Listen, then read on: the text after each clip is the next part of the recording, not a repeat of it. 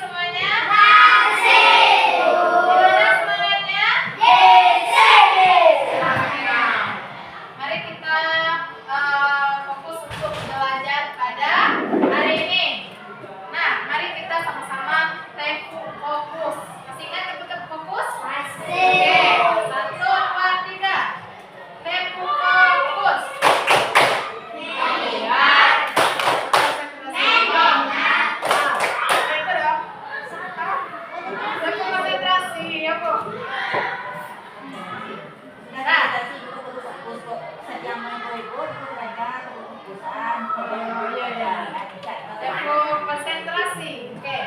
Tempo konsentrasi.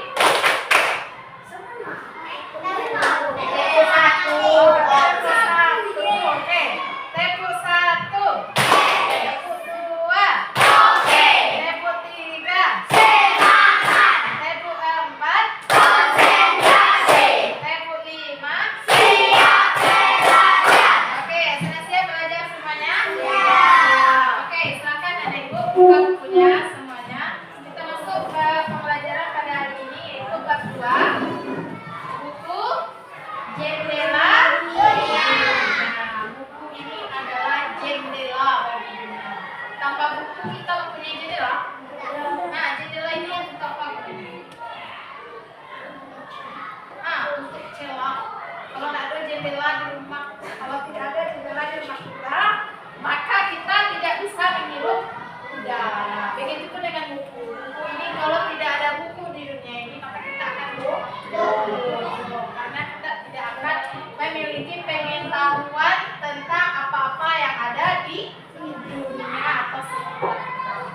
Nah, pada kali ini, tujuan pembelajaran kita pada hari ini yaitu yang pertama, Ibu akan mengajarkan kalian untuk menjadi peserta didik yang antusias dan mandiri dalam mempelajari berbagai jenis buku baik fiksi maupun non-fiksi.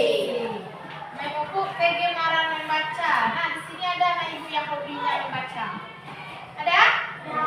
Ada? Angkat tangannya. Nah, angkat tangannya. Oke. Berarti banyak anak ibu di sini yang hobinya membaca. Apa saja manfaat membaca itu? Pertama, menjadikan kita pintar. Apa lagi? Menjadikan kita mengerti. Menjadikan kita mengerti. Apa lagi? Menambah ilmu pengetahuan.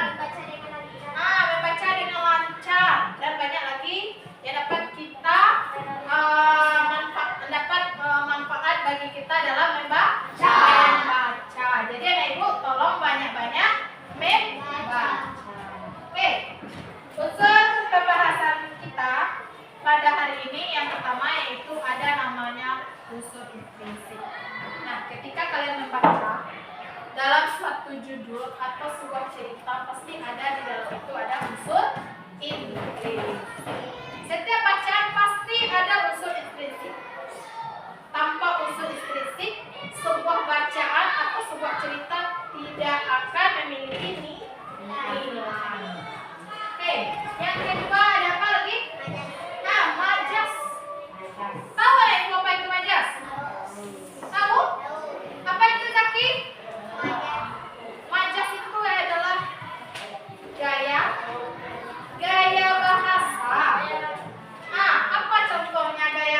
bahasa. Misalkan kita melihat matahari sekarang. Matahari itu sangat bersinar-sinar sampai memecahkan mata. Itu disebut memecahkan mata, itu disebut dengan gaya bahasa atau majas. Majas. Oke, majas ini terbagi pula menjadi 3. Yang pertama adalah metafora, yang kedua personifikasi, dan yang ketiga hiperbola. Selanjutnya dalam sebuah cerita atau dalam sebuah bacaan ada kalimat langsung dan kalimat tidak langsung. Dan yang terakhir yaitu ada teks naratif dan deskripsi. Oke, lanjut. Yang pertama tadi ada judulnya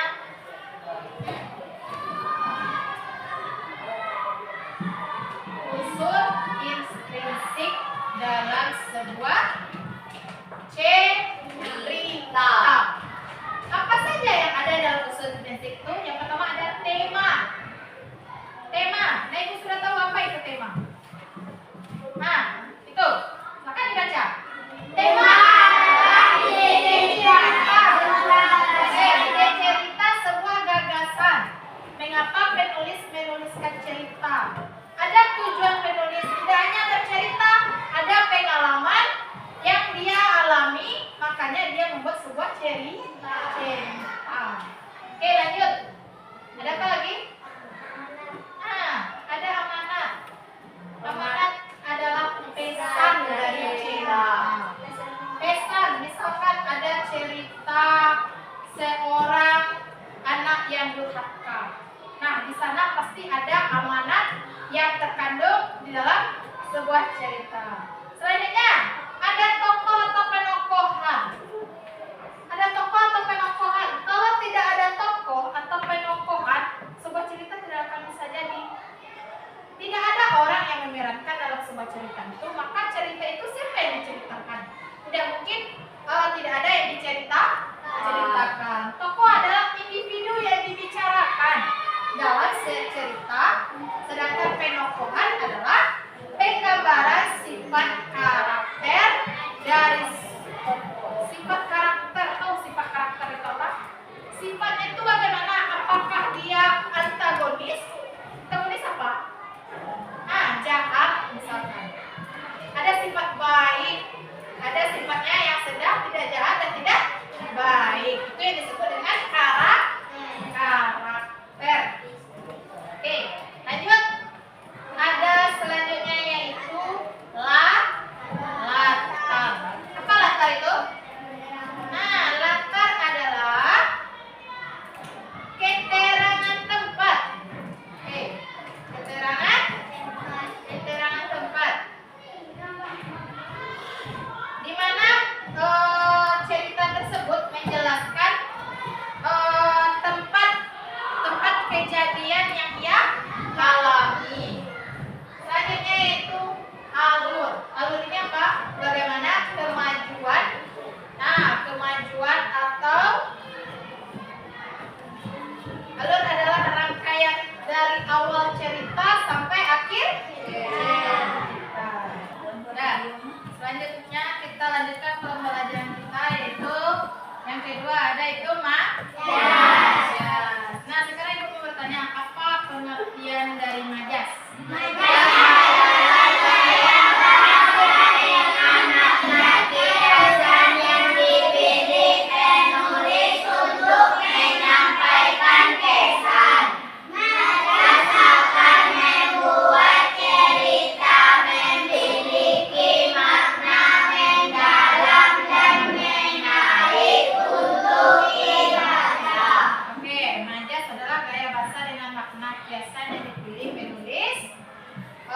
Untuk menyatakan kesan. Kesan itu sama dengan kesan. Oke, lanjut.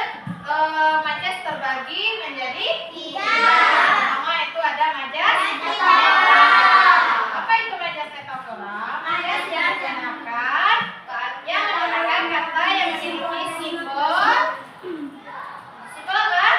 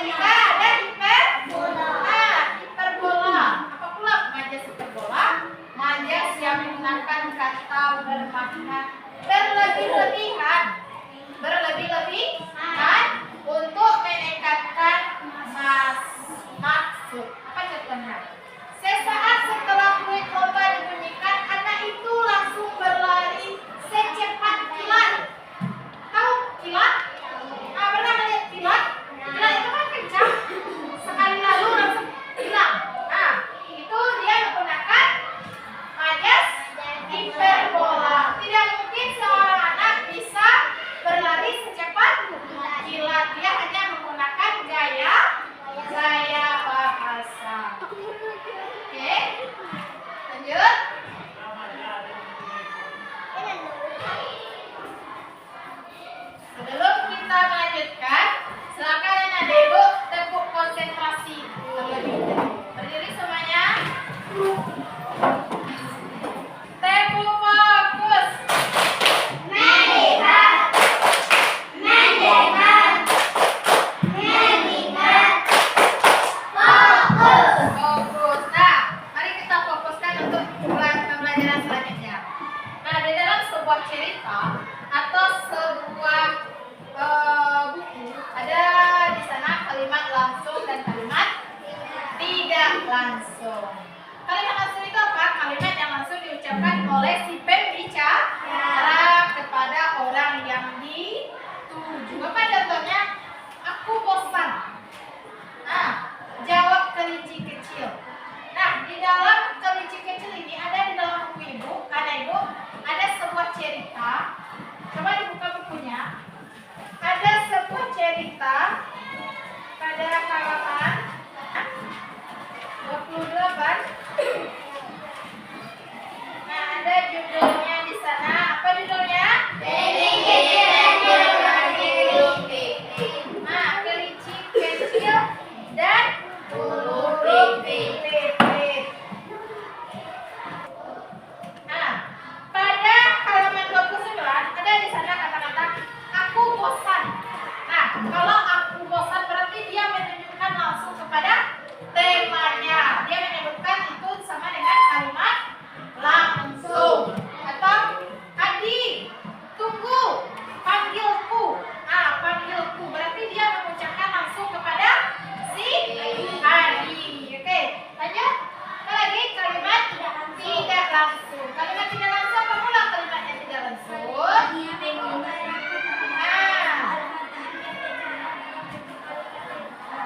Oke, kalimat tidak langsung. Kalimat yang mengutarakan kembali isi perkataan pembicara dalam kalimat berita. Apa contohnya? Kelinci kecil mengatakan. Mengatakan berarti dia menceritakan si kelinci tadi. Kelinci kecil menyatakan bahwa ia sedang bosan. Itu disebut dengan kalimat tidak langsung. Kenapa kalimat tidak langsung? Karena ada seseorang yang menceritakan kejadian dari orang tersebut. Selanjutnya, aku memanggil Adi agar menungguku. Oke, masanya kalimat-kalimat yang termasuk dalam kalimat yang tidak langsung.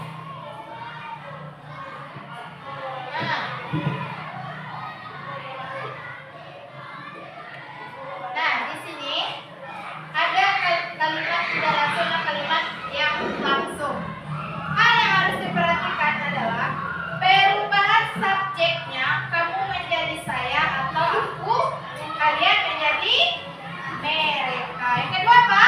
Nah, tidak lagi menggunakan tanda petik. Tahu tanda petik? Nah, tanda koma yang dua di atasnya. Ketika apa? Nah, dapat menambahkan kata. Nah, pada pembelajaran kita hari ini ada beberapa tujuan pembelajaran kita yang tadi dan ada unsur pembahasan kita pada hari ini. Yang pertama yaitu ada unsur intrinsik. Yang kedua ada majas. Majas terbagi tiga. Majas adalah yang keempat selanjutnya ada apa? Ada yaitu kalimat langsung dan kalimat tidak langsung. Jadi anak ibu sudah bisa memahami tentang pokok pembahasan dalam suatu cerita yang harus ada di dalam suatu cerita. Ada majas, ada ada kalimat langsung, ada kalimat tidak langsung, ada usus intrinsik. Sebelum kita menutup pembelajaran kita pada hari ini, mari kita membacakan Al-Fatihah.